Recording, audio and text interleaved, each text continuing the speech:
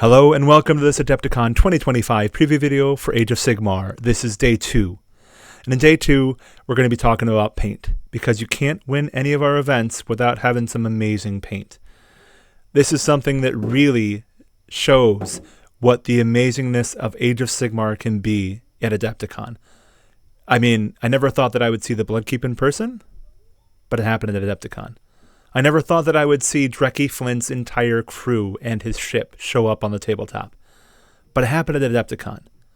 We have had such amazing hobby show up on our tables that we as a staff of Adepticon have made sure that we can appreciate and reward those people who have put so much effort into the games.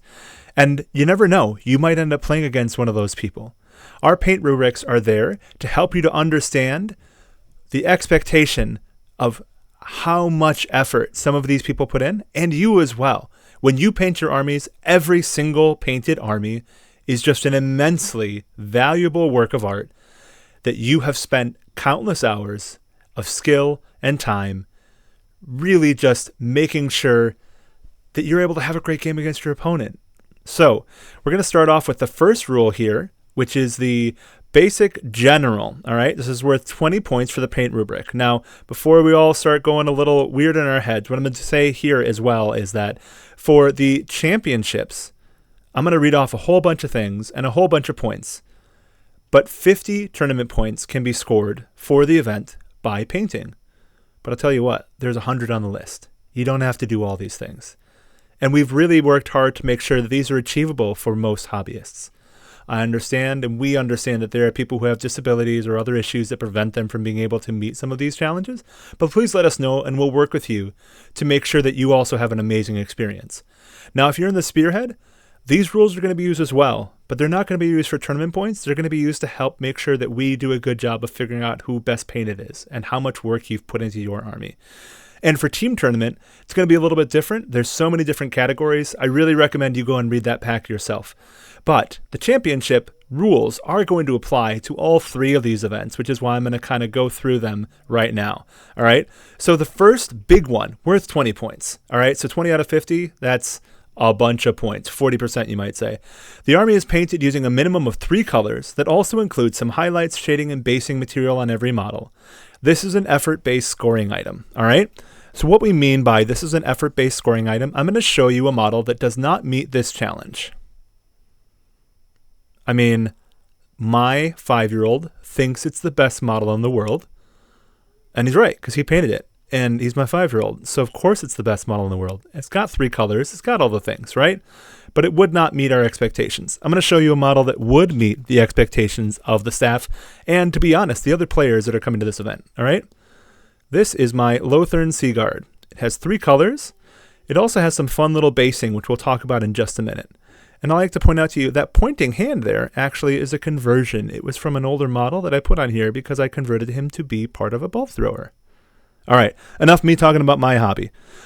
That model right there would have met all those standards. It has 3 colors. It has some highlights and shading. I did put a wash on it, and there are a couple of highlights on it, and there's basing material on every model. All right, right there, 20 points.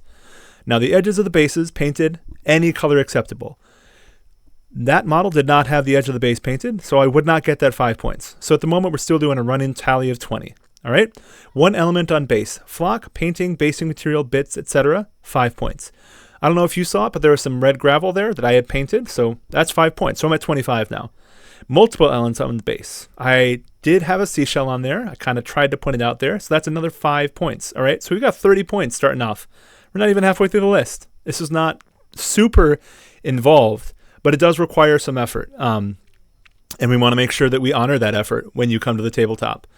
All right, conversions, minimal, a handful, at least 5 models converted. Well, I told you about that conversion that was on that model. I cut off the hand that was a musician and made it into a pointing hand to help him be the commander for a bolt thrower. So that'd be another 5 points. So I'm at 35 points. Conversions present throughout most of the army. Well, you can't tell from that one model, but I don't have that, so I wouldn't get those 5 points.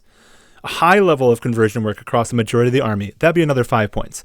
All right, I'm going to show you an example of a high level of conversion for something that really affects it. All right, so this is the Kato Ezekiar model, and then I've actually added a hand bow from a Dark Elf. And then also I've added the Beast Catcher from the Dark Elf Chariot, all right? And then I did a head swap. So that's not super high level, but it is definitely a little bit more intensive. And then I'm going to show you an example of what real high level conversion, in my opinion, and in this the opinion of the staff of Adepticon, looks like. This model right here, my camera's going to go show all over the place. Come back, little puppy. All right.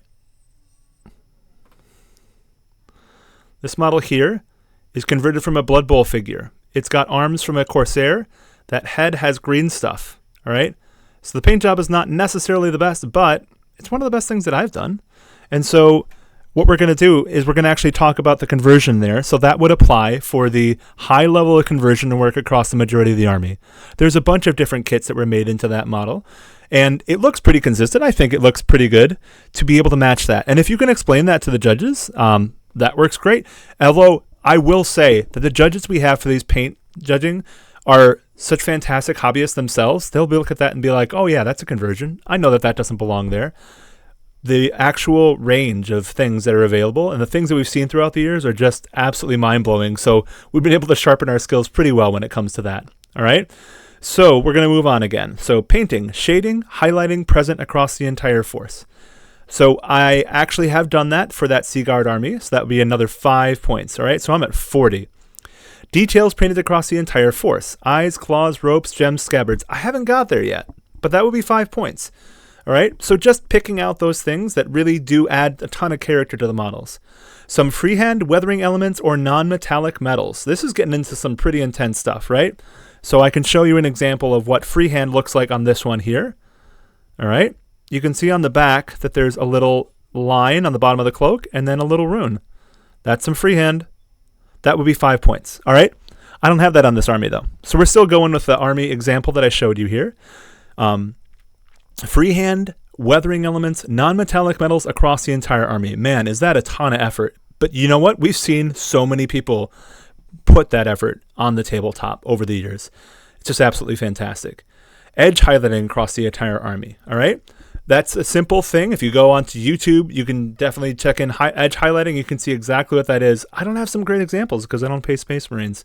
But there is definitely an example when we come to Stormcast and things like that. You can definitely see some awesome examples of edge highlighting. It's not my personal style, but hey, it doesn't mean that other painters aren't awesome at it, and we want to honor that. Now, smooth blending across the entire army. This is something that I find really hard to do, but I've been able to do on a 1,000-point force, but not on 2,000. But if I'm looking at this model again here, right, if we look at the back of the cloak, I'm pretty proud of the blending there. It's not just edge highlighting. It's not just lines across the model. It actually looks like it kind of transitions from light to dark, and I think that's pretty cool.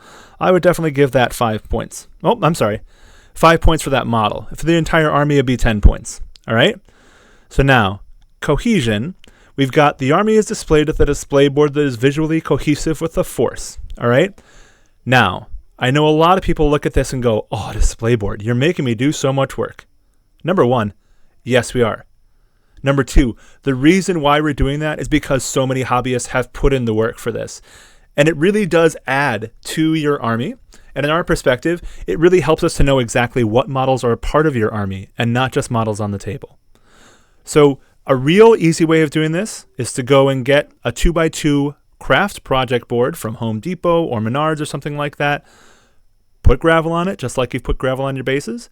Paint them with the same paints that you painted your bases, or put that flock on there. It is work, definitely understand, but it looks so amazing when it's presented in cohesion with the army that you have on the table. Now, I'm going to point out something here.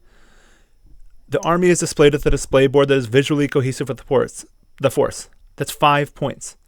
The entire army displays visually cohesive basing. That's another 5 points. The entire army displays a visually cohesive paint scheme. Another 5 points. So if I'm looking through this, out of the 100 points we just went through, only 5 of them are for display boards.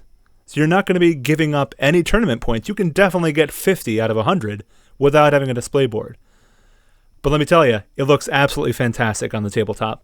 And it's really something that helps other hobbyists to know how much work that you've put in because you just put everything out and it's not against some other background, right? You're not putting it against a gaming mat. You're not putting it against something else. And it helps you to do a little bit more expression of your background and your army as well. All right. So there's our painting checklist. And that's just kind of going through what the expectations are for Adepticon. And again, not necessarily things that are like, hey, you need to do this because I'm so awesome at painting, because I'll be the first one to say, I'm not so awesome at painting. But man, do I love seeing examples of people who are.